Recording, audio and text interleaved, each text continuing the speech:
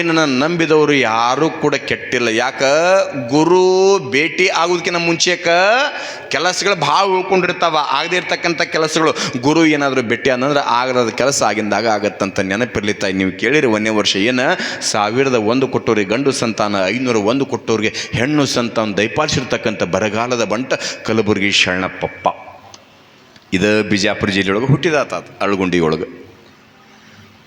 ಆಶ್ಚರ್ಯ ಏನು ಅಂತಂದ್ರೆ ಗುರುಲಿಂಗ ಜಂಗಮರ ಸೇವೆಯನ್ನು ಮಾಡ್ತಾ, ಗುರು ಸೇವೆಯನ್ನು ಮಾಡ್ತಾ ಉಸಿರು ಇರುವ ತನಕನೂ ಕೂಡ ಗುರು ಸೇವೆಯನ್ನು ಬಿಟ್ಟರೆ, ಜಂಗಮರಿಗೆ ದಾಸೋನ ಬಿಟ್ಟರೆ ಇನ್ನೊಂದು ಏನನ್ನು ಕೂಡ ಬಯಸ್ತಿರ್ತಕ್ಕಂಥ ಶರಣಪ್ಪಪ್ಪನ ಜೀವನದೊಳಗೆ ಒಂದು ಘಟನೆ ನಡೀತು. ಕೇಳ್ರಿ, ಎಷ್ಟು ಚಂದ ಐತೆ ಅಂತಂದ್ರೆ ಭಾಳ ಚಂದ ಅದ.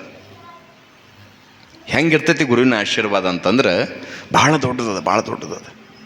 ಸುಮ್ಮನೆ ಹಾಗೆ ಗುರುವಾಗಿ ಯಾವ ಸಮಯದೊಳಗೆ ಯಾರ ಜೀವನದೊಳಗೆ ಹೆಂಗೆ ಭೇಟಿ ಹಾಕೋನೋ ಗೊತ್ತಿಲ್ಲ.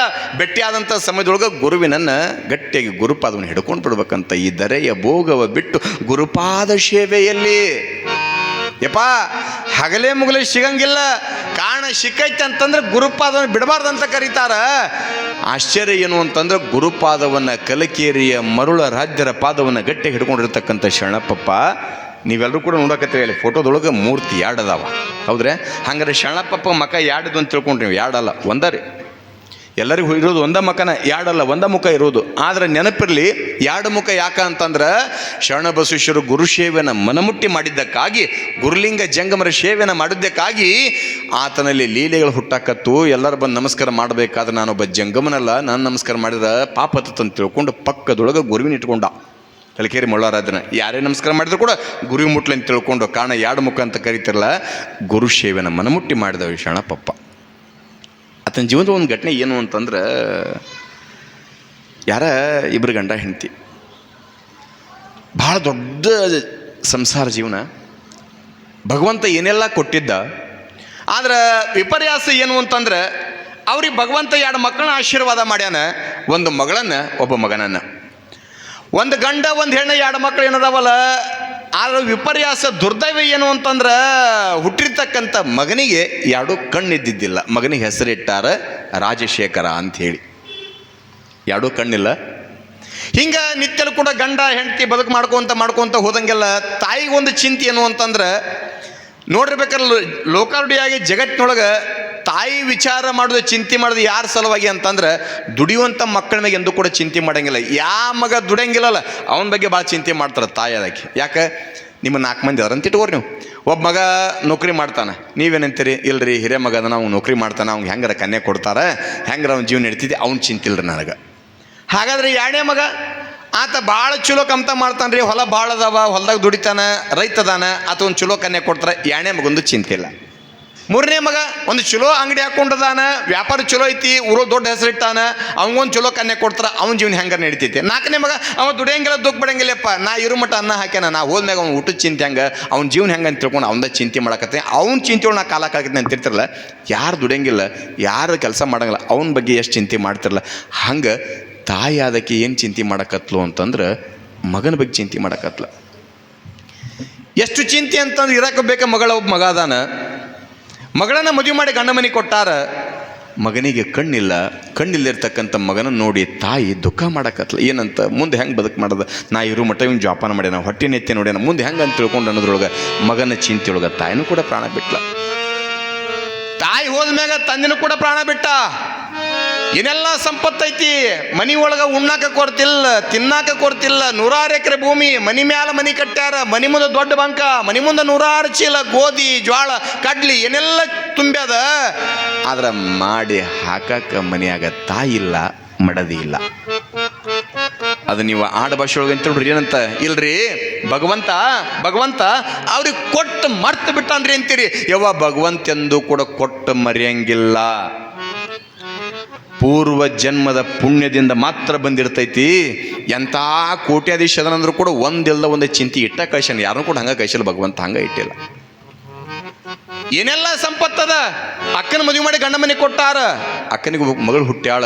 ಆದ್ರೆ ಆಡ ಭಾಷೆ ನೀವೇನಂತೀರ ಅಂದ್ರೆ, ಇಲ್ರಿ ಹಲ್ಲಿದ್ದವ್ರ ಮನ್ಯಾಗ ಕಡ್ಲಿಲ್ಲಂತ, ಕಡ್ಲಿದ್ದವ್ರ ಮನ್ಯಾಗ ಹಲ್ಲಿಲ್ಲ ಅಂತ. ಮನ್ಯಾಗ ಕಡ್ಲಿ ಜಗ್ಗದಾವ, ಚೀಲಗಡ್ಲೆ ಕಡ್ಲಿ ಒಟ್ಟಿರಿ, ತಿನ್ನಾಕ ಬಾಯಾಗ ಹಲ್ಲಿಲ್ಲ. ಭಾಳ ಬಡತನದ, ಮನ್ಯಾಗ ಹಲ್ಲು ಭಾಳ ಗಟ್ಟಿ ಅದಾವ, ಆದ್ರೆ ಮನ್ಯಾಗ ಎರಡು ಕಡ್ಲಿ ಕಾಳಿಲ್ಲ ಅಂತ ತಿಳ್ಕೊಂಡು ಹೆಂಗೆ ಕರಿತಿರಲ್ಲ, ಹಂಗೆ ಭಗವಂತ ಜಗ್ಗ ಸಂಪತ್ತು ಕೊಟ್ಟಾನ, ಆದ್ರೆ ಕಣ್ಣೇ ಇಲ್ಲ. ಕಣ್ಣಿಲ್ಲೇ ಇರ್ತಕ್ಕಂಥ ರಾಜಶೇಖರ ಒಂದು ದಿವಸ 2 ದಿವಸ ಯಾರ್ಯಾರ ಮನೆಗೆ ಹೋಗ್ತಾನೆ ಅವ್ರು ಪಾಪ ಕಣ್ಣಿಲ್ಲ ಅಂತ ಕರಿತಿದ್ರು, ತನ್ನ ಹಾಕ್ತಿದ್ರು, ಉಣ್ತಿದ್ದ ಬರ್ತಿದ್ದ. 1 ದಿವಸ ಹೋತು, ತಿಂಗಳು ಹೋತು, ಯಾರು ಕರೆದವ್ರ ಮನೆಗೆ ಊಟ ಮಾಡ್ತಿದ್ದ. ನಿತ್ಯಲ್ಲೂ ಕೂಡ ಬದುಕನ್ನು ಮಾಡ್ತಾ ಇರುವಂಥ ಸಮಯದೊಳಗೆ 8 ದಿವಸ ಕರೆದಾರು, 8 ದಿವಸ ಹೋಗ್ಯಾನ ಈತ.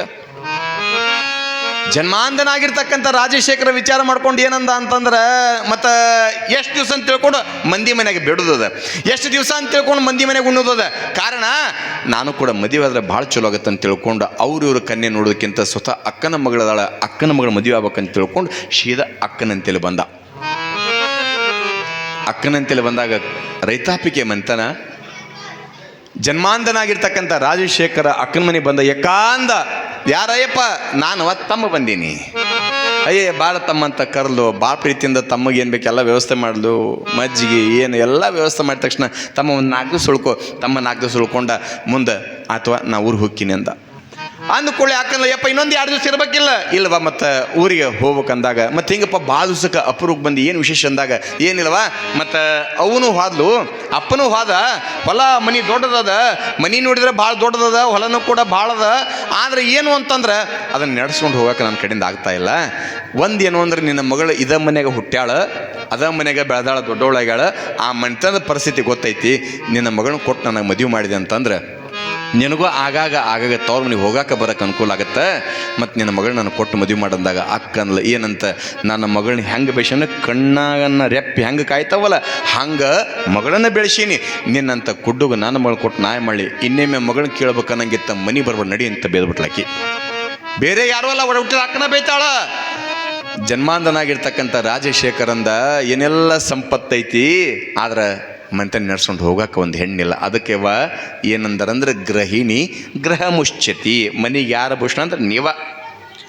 ಅಕಸ್ಮಾತಾಗಿ ನೀವೇನಾರ ಮನೆಯಾಗಿರಲ್ಲ ಅಂತಂದ್ರೆ ವಿಚಾರ ಮಾಡಿರಿ, ಒಬ್ಬೊಬ್ಬರ ಕಿಮ್ಮತ್ತು ಒಂದೊಂದು ಸಮಯಕ್ಕೆ ಗೊತ್ತಾಗುತ್ತಂತೆ. ಯಾವಾಗ ತಂದೆ ತಾಯಿ ಕಿಮ್ಮತ್ತು ಯಾವಾಗ ಗೊತ್ತಾಗುತ್ತಂದ್ರೆ ತಂದೆ ತಾಯಿ ಕಳ್ಕೊಂಡ ಮ್ಯಾಗ ಗೊತ್ತಾಗುತ್ತಂತೆ. ಗಂಡನ ಕಿಮ್ಮತ್ತು ಯಾವಾಗ ಗೊತ್ತಾಗುತ್ತಂದ್ರೆ ಗಂಡ ಇಲ್ದಾಗ ಗೊತ್ತಾಗುತ್ತಂತೆ. ಹೆಂಡತಿ ಕಿಮ್ಮತ್ತು ಯಾವಾಗ ಗೊತ್ತಾಗುತ್ತಂದ್ರೆ ಹೆಂಡತಿ ಜಗಳ ಮಾಡ್ಕೊಂಡು 8 ದಿವಸ ಅವ್ರ ಮನೆಗೆ ಹೋದಾಗ ಗೊತ್ತಾಗುತ್ತೆ ಹೆಂಡತಿ ಕಿಮ್ಮತ್ತು. ಯಾಕೆ ನಾವು ಚಾ ಮಾಡ್ಕೋಬೇಕು, ನಾವು ನಾಸ್ಕೊಂಡು ಡಬ್ರಿ ಅಲ್ಲೇ ಎಲ್ಲ ಅಲ್ಲೇ, ನೀವು ಬಂದು ತೊಳೆಬೇಕು ಒಳ್ಳೆ ಅವನು. ಯಾಕೆ ಗೃಹಿಣಿ ಗೃಹ ಮುಶ್ಚಿತಿ ಅಂತ ಕರೆದಾರ. ಮನೆಯಾಗ ಯಾರೂ ಇಲ್ಲ, ಏನು ಮಾಡ್ಬೇಕಂತ ತಿಳ್ಕೊಂಡು ಅನ್ನೋದ್ರೊಳಗೆ ಊರು ಹಿರಿಯರಿಗೆ ಹೇಳಿದ. ಊರು ಹಿರಿಯರು ಕೂಡ ಹೇಳಿದ, ತಮ್ಮ ನಾವು ಹೋಗಿ ಕೇಳಿಬಿಡ್ತೀವಿ ಅಂತ ತಿಳ್ಕೊಂಡು ಕೇಳಕ್ಕೆ ಬಂದರು. ಕೇಳಕ್ಕೆ ಬಂದಂಥ ಸಮಯದೊಳಗೆ ಅಕ್ಕ ಅನ್ಕೊಂಡ್ಲ, ಇದಕ್ಕೆ ಬಂದಾರ ಇವ್ರನ್ನ ತಿಳ್ಕೊಂಡಿರ್ತಕ್ಕಂಥ ಅಕ್ಕ ಆಕೆಯನ್ಲು ಇಲ್ಲ ಬೇರೆ ವಿಷಯ ಇದ್ರೆ ಮಾತಾಡ್ರಿ, ನನ್ನ ಮಗನ ಕೇಳಕ್ಕೆ ಬಂದ್ರೆ ಹೊಳ್ಳಿ ಹೋಗ್ಬಿಡ್ರಿ ಅನ್ಲಕ್ಕಿ. ಹಿರಿಯರಿಗೂ ಬೆಲೆ ಕೊಡಲಿಲ್ಲ. ಆವಾಗ ತಮ್ಮ ವಿಚಾರ ಮಾಡಿದ ರಾಜಶೇಖರ, ಹುಟ್ಟು ಗುರುಡ, 2 ಕಣ್ಣಿಲ್ಲ, ಸಂಪತ್ತು ಭಾಳ ಐತಿ, ಹೊಲ ದೊಡ್ಡದೈತಿ, ಮನೆ ದೊಡ್ಡದೈತಿ, ಮನೆ ಒಳಗೆ 100 ಚೀಲ ಗೋಧಿ ಜೋಳ ಕಡ್ಲಿ ಒಟ್ಟೀನಿ. ಕಾರಣ ನನಗೆ ಕಣ್ಣಿನ ಸಂಪತ್ತಿಲ್ಲ ಅಂತಂದ್ರೆ ಇನ್ನೆಲ್ಲ ತೊಗೊಂಡು ನಾನು ಏನು ಮಾಡಲಿ ಅಂತ ತಿಳ್ಕೊಂಡು ಸೀದಾ ಶರಣಪ್ಪನ ದಾಸೋಕೆ ಬಂದ. ಶರಣಪ್ಪನ ದಾಸೋಕೆ ಬಂದು ಶರಣಪ್ಪನ ದಾಸೋದ ಪ್ರಸಾದ ಮಾಡಕತ್ತ, ಶರಣಪ್ಪನ ದಾಸೋ ಉಳ್ಕೊಳಕತ್ತ. ಶರಣಪ್ಪಗೊಂದು ಮಾತಂದ, ಯಪ್ಪ ನನಗೆ 2 ಕಣ್ಣಿಲ್ಲ, ಈ ಜೀವ ಇರೋ ತನಕನೂ ಕೂಡ ನಿನ್ನ ಮನೆಯೊಳಗೆ ನಿನ್ನ ದಾಸೋದ ಮನೆಯೊಳಗೆ ಇರ್ತೀನಿ ಯಪ್ಪ, ನಂತರ ಅದೆಲ್ಲ ನಿನಗ ಅಂದವ.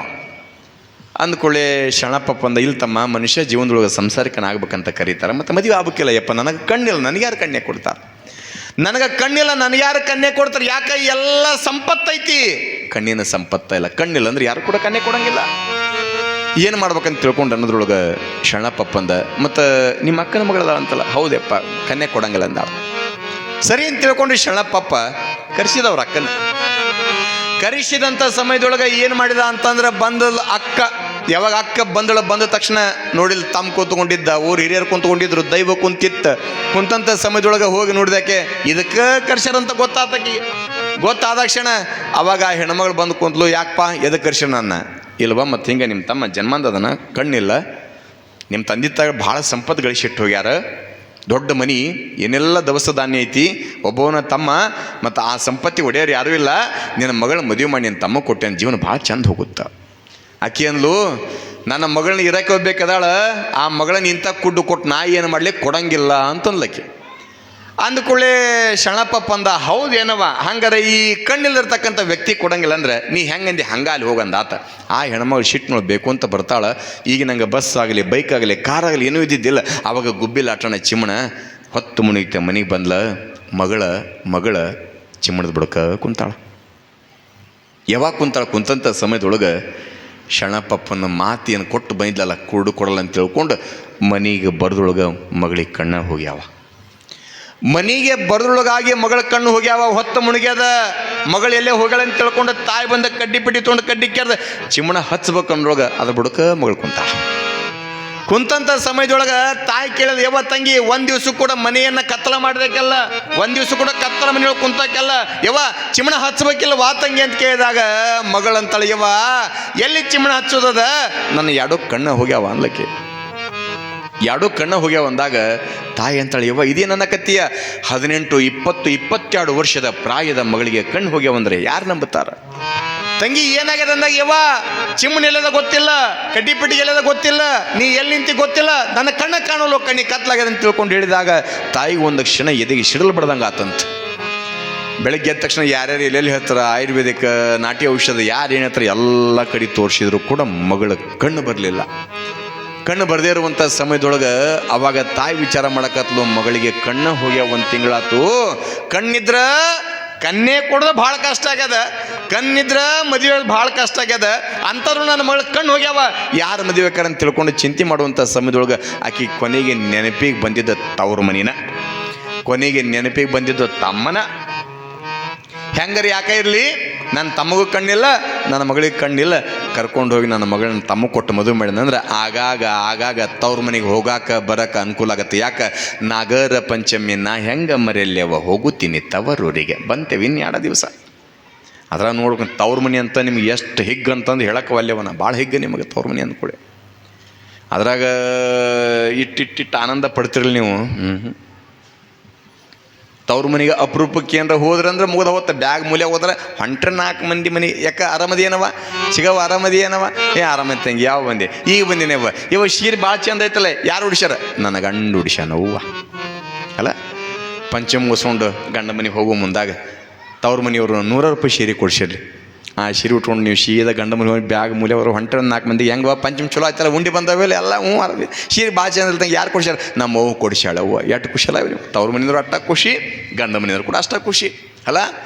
ಆಶ್ಚರ್ಯ ಏನು ಅಂತಂದ್ರೆ ನಿಮ್ಗೆ ಹೆಂಗೆ ಖುಷಿ ಪಡ್ತಿರಲ್ಲ ಹಂಗೆ ಆಗಿನ ಸಮಯವೇ ಬೇರಿತ್ತು.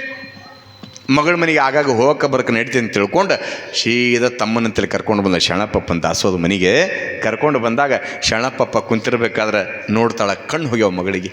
ಕಣ್ಣು ಹೋಗಿರ್ಬೇಕಾದ್ರೆ ಅವಾಗ ಶರಣಪ್ಪಪ್ಪ ಹೇಳ್ತಾಳೆ, ಯಪ್ಪ ನನ್ನ ಮಗಳ ಕಣ್ಣು ಹೋಗ್ಯಾವ, ಹೇಗಾದರೂ ಮಾಡಿ ನನ್ನ ಮಗಳ ಕಣ್ಣು ಬರಲಿ ಅಂದಾಗ ಶರಣಪ್ಪಪ್ಪ ಅಂದ, ನಿನ್ನ ಮಗಳಿಗೆ ಕಣ್ಣು ಕೊಡೋಕೆ ನಾ ಏನು ದೇವ್ರಲ್ಲವ ಅಂದತ.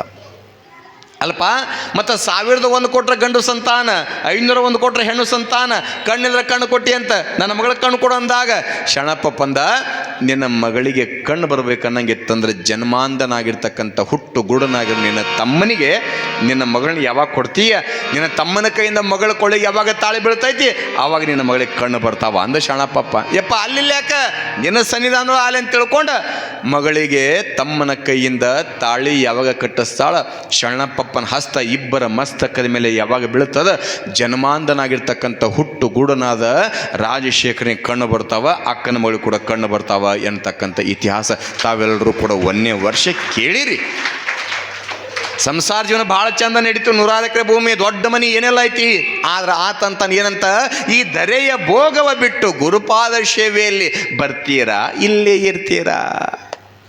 ಜನ್ಮಾಂಧನಾಗಿರ್ತಕ್ಕಂಥ ರಾಜಶೇಖರ ಬಂದಿದ್ದ ಶರಣಪ್ಪಪ್ಪನ ಸೇವಾ ಮಾಡೋಕೆ ಹುಟ್ಟು ಗೂಡನಾಗಿರ್ತಕ್ಕಂಥ ರಾಜಶೇಖರ ಕಣ್ಣು ಪಡ್ಕೊಂಡು ಸಂಸಾರ ಜೀವನದೊಳಗೆ ಆನಂದವಾಗಿ ಬದುಕು ಮಾಡ್ತಾನೆ.